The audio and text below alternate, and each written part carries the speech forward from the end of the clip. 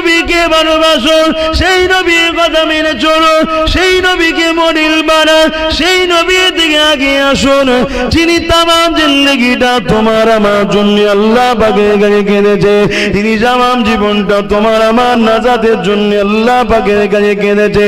যখনই কেঁদেছে চোখের পানির কারণটা কি আর রাসূলুল্লাহ নবী আমার বলেছেন আমার উম্মত উম্মতি, আমার উম্মত উম্মতি, আমার উম্মত উম্মতি। এ যুবকেরা, তরুণীরা, আব্বারা, আজ আমরা আমাদের কর্মের দোষে আমার নবীর দুশমনরা আমার নবীর বিরুদ্ধে বলার সাহস পায়। আজ আমাদের গাফলতির জন্য আমার নবীর দুশমনেরা আমার নবীর বিরুদ্ধে কথা বলতে সাহস পায়। অথচ সিদ্দিক আকবর যখন তামাম পৃথিবীর অর্ধেক পৃথিবী যখন এমন কোন ইমাম হয়েছিলেন, অর্ধেক পৃথিবী যখন শাহ হয়েছিলেন, অর্ধেক পৃথিবী যখন খলিফা হয়েছিলেন, অর্ধেক পৃথিবী যখন পাওয়ারটা পেয়েছিলেন, ওই সময় মুসাইলামাতুল কাজ্জাব বলে একজন খাতমে নবুয়াতের বিরোধী করেছিল। হযরত আবু বকর সিদ্দিক এমন করে 10,000 যুবক সাহাবাদেরকে নিয়ে বুকে তাজা খুন ঢেলে দিয়ে মুসাইলামাতুল কাজ্জাব তার 90,000 সৈন্যকে চিরতরে জাহান্নামে পাঠিয়ে দিয়েছিল। আজ আমরা এমন করে চলছি দুনিয়া জমিনে, আমাদের চাচনটা বসা কথাবার্তা সব কিছুই রাসূল ইসলামের বিরোধী হতে লেগেছে। যদি আমাদের মনে রাসূলের প্রেম থাকে, নবী বংশের ছেলে, ও ভুল করলে ওকে কিছু বলা যাবে না, এমনটা ঠিক আল্লাহ পাকের নিজামে নয়। এটা দুনিয়ার ক্ষেত্রে হতে পারে, এরা নেতা নেত্রীর সন্তান, এদেরকে কিছু বললে অসুবিধা আছে, এটা দুনিয়ায় হতে পারে। আল্লাহ পাকের নিজামে এমন কিছু নয়। যদি আল্লাহ পাকের নিজামে এমন থাকতো, এ দুনিয়ার মানুষ শুনে রেখে দেন, হযরত লূত আলাইহিস সালামের ছেলেকে আল্লাহ পাক তাআলা কেন ধ্বংস করে দিত? হযরত নূহ আলাইহিস সালামের ছেলেকে আল্লাহ পাক কেন ধ্বংস করে দিলেন? তিনি তো একটা নবী ছিলেন না, আল্লাহ পাকের নিজাম সবার জন্য সমান। তবে হ্যাঁ, যদি কেউ অন্যায় করার পরে আল্লাহ পাকের ক্ষমাটা চেয়ে নেয়, মাথাটা নত করে দেয়, নিজের ভুলের জন্য অনুতপ্ত হয়, আল্লাহ অন্যায় করে ফেলেছি, আল্লাহ ভুল করে ফেলেছি, খাতা হয়ে গেছে, আল্লাহ হালকা বয়সে গান শুনে ফেলেছি, আল্লাহ হালকা বয়সে জিনা করে ফেলেছি, আল্লাহ হালকা বয়সে শরাব পান করে ফেলেছি, আল্লাহ হালকা বয়সে রক্তের গরমে এমন এমন করে পাপ কাজগুলো করে ফেলেছি। পৃথিবী যখন ঘুমিয়ে থাকে, নিরিবিলি নির্জনে যদি মাথা নত করে চোখের কোনা দিয়ে সামান্য পানি বার করে দিয়ে যদি তুমি আমি মালিকের গায়ে কাঁদতে পারি, এ নওজোয়ান তরুণীরা, মারা বোনেরা, বাপেরা, অবশ্যই মালিক তিনি দয়াময়, অবশ্যই সেই মানুষগুলোকে ক্ষমা করে দেয়। আমরা বলতে লাগবে আল্লাহ পাক আমাদেরকে দুনিয়ার জমিনে এক শ্রেণীর মানুষ ভালোবেসেছিল, মহব্বত করেছিল। আমরা যেখানে নসিহত করতাম সেখানে গিয়ে তারা বসে যেত, আমাদেরকে তারা পিয়ার করত, আমাদেরকে তারা উজুর পানি দিয়ে দিত, আমাদেরকে তারা দস্তখান বিছিয়ে দিত। গল্প বলছেন, হাদিস শোনাচ্ছি, শুনে রেখে দেন, আমাদেরকে তারা প্রেম করত, ভালোবাসত। কেননা তাদেরকে আপনার বাণী শোনাতাম, আপনার নবীর কথা শোনাতাম। এক কথায় আমি আপনাদেরকে, আপনাকে ভালোবাসতাম, আপনার হাবিবকে ভালোবাসতাম, এই জন্যে তারা আমাদেরকে ভালোবাসত। ওই সময় আল্লাহ পাকের আলিম বান্দারা বলতে লাগবে, ও আল্লাহ পাক আজকে তাদের মধ্যে থেকে একদল লোক জাহান্নামী হয়ে গেছে। আপনি বলেছিলেন দুনিয়ায় যে যাকে ভালোবাসবে তার সঙ্গে জান্নাতে যাবে। আল্লাহ যতক্ষণ পর্যন্ত না তাদেরকে আমাদের সাথী বানানো হয়, আমরা তারা ছাড়া কখনো জান্নাতে যাব না। আল্লাহ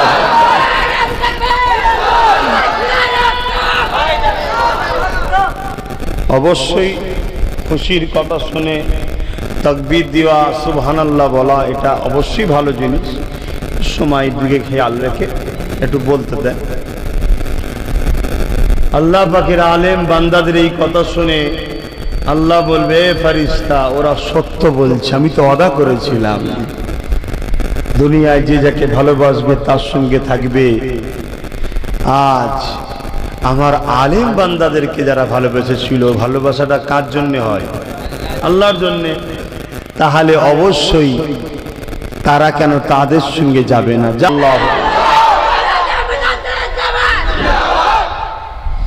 এটা হচ্ছে আমাদের নত হওয়ার জন্য হয়। কিন্তু তা বলে যেন কেউ যদি মনে করে, আমি যদি মনে করি নওয়াজবিল্লাহ যে আমার দাদা হুজুর আছে, আমি পাপ করলো, আল্লাহ আমায় কিছু করতে পারবে না, আল্লাহ আমায় ছেড়ে দেবে, নওয়াজবিল্লাহ।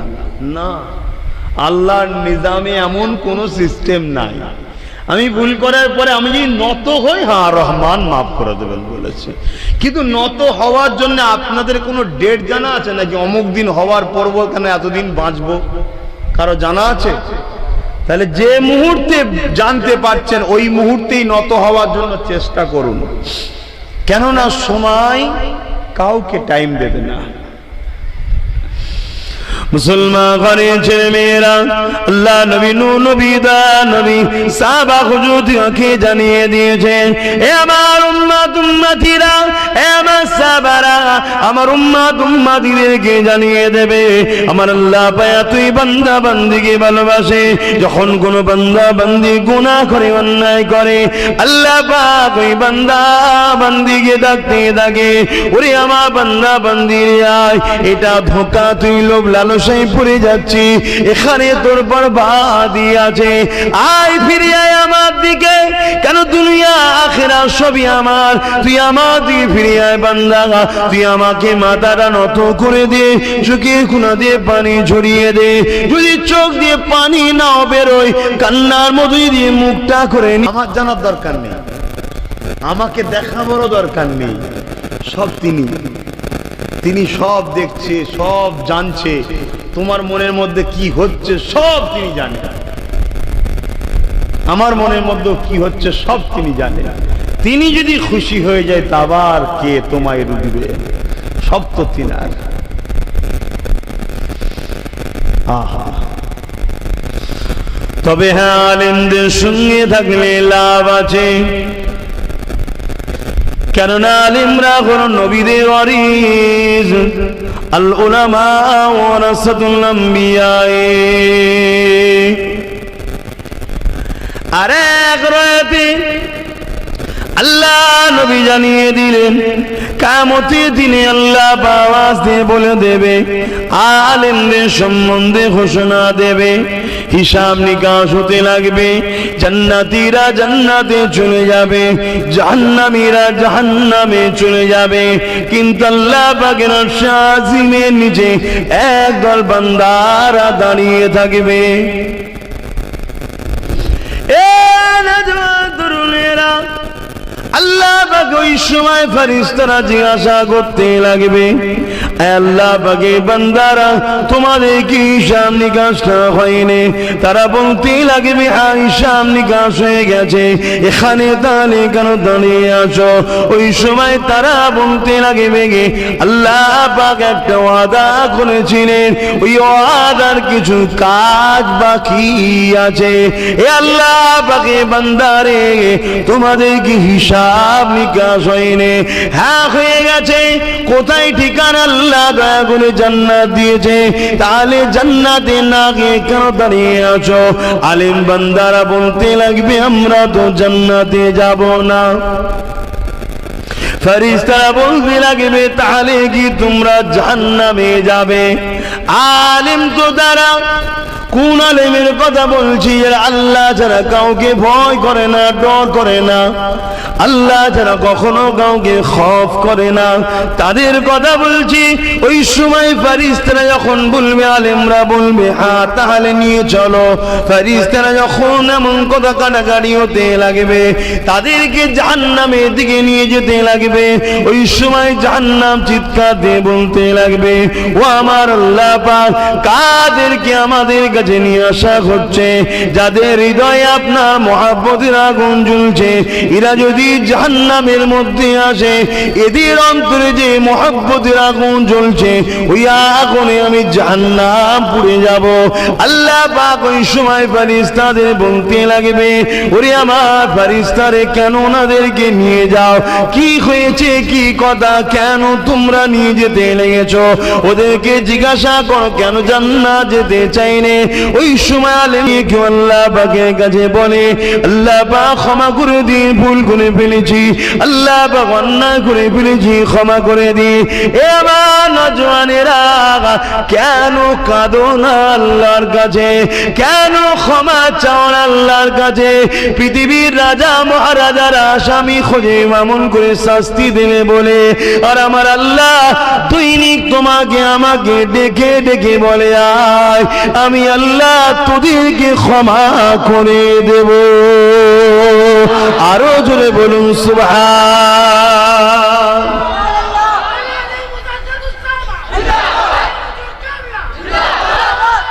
আল্লাহ, কেন আমার ভাইয়েরা কাঁদো না? আল্লাহর কাছে কাঁদবে যারা, কাঁদো অবশ্যই তারা ভালো। ভুল মানুষের হয়, তাই তো আল্লাহ বলেছেন যে আমি তোদেরকে মাফ করব। যদি ভুল না আমরা করতাম তাহলে মাফটা কে করবেন? কিন্তু যারা কাঁদে না, আল্লাহর কাছে ক্ষমা চাই না, আফসোস তাদের জন্য। চেষ্টা করো, যদি কান্নার মতো চোখ দিয়ে পানি নাও আসে, কান্নার মতো মুখ করো, নিরিবিলি নির্জুমে তাহাজ্জুদের নামাজ পড়ে কখনো কখনো কাঁদো, বা ঈশার নামাজ পড়ে সবাই ঘুমিয়ে বলল, সবাই মসজিদ থেকে বাইরে হয়ে যাক, তুমি একটু লেটে বাইর হও, বা ঘরে এসে নফল সুন্নাত পড়া বেশি সওয়াব। মসজিদের থেকে ঘরে নফল সুন্নাত পড়লে বেশি সওয়াব। কেন? ঘরকেও নামাজের আবাদ করতে হয়, কিন্তু ফরজ নামাজ মসজিদে জামাতের সঙ্গে পড়লে একা পড়ার থেকে 27 গুণ সওয়াব বেশি। জোরে বলুন সুবহানাল্লাহ। আখেরি জামানা ভাই, দাজ্জালের ফিতনা শুরু হয়ে গেছে। আল্লাহ নবী বলেছে দুনিয়ায় সব থেকে ভয়ানক ফিতনা হলো দাজ্জালের ফিতনা। সব থেকে ভয়ানক ফিতনা দাজ্জালের, সেই ফিতনা শুরু হয়ে গেছে। ঈমানদাররা তারা তাদের বাচ্চাদের ঘরে, তাদের মেয়েদের ঘরে জাহান্নাম থেকে বাঁচাতে পারবে না, রুখে রাখতে পারবে না। এমন একটা ফিতনার সময় এসে গেছে, হাজারো চেষ্টা করার পরও তারা জাহান্নামের দিকে চলে যাবে। তো সেই একটা সময় যখন তোমরা একটা মাহফিলে জমায়েত হয়েছে, তার লক্ষণটা ভালো, খারাপ না। একটু মন দিয়ে শোনো, দুটো আল্লাহর কথা শুনে যদি দিলটাতেও তোমাদের ভেতরে ভেতরে একটু মহব্বত টান হয়,